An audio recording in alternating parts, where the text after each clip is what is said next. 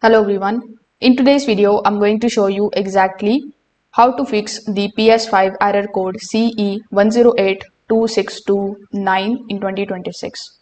Now, in order to fix it, the very first thing that you need to do is you need to simply restart your PS5, that too properly. So temporary system glitches can trigger this particular error. So in order to fix it, you just have to simply press the PS button and then you just have to look for the option of power.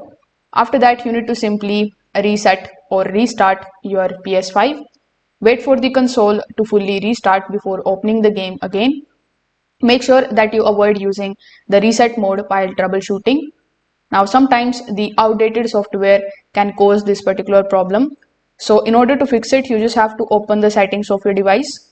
In your settings, you just have to look for the option of system. Now, when you are inside the system, you need to look for the option of system software. Inside system software, select the option of system software, update and settings. Now, inside it, you just have to simply click on the option of update using internet.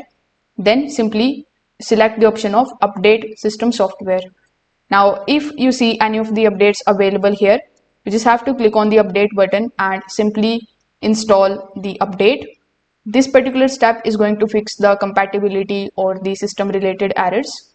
Now, corrupted data can also cause this error. So you need to simply turn off your PS5 completely.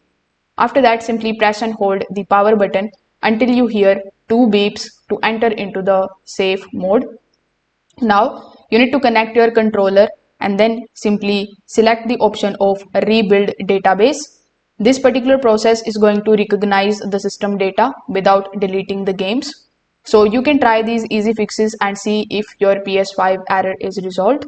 If this video helped you out, make sure that you like this video and subscribe to the channel. Thanks for watching.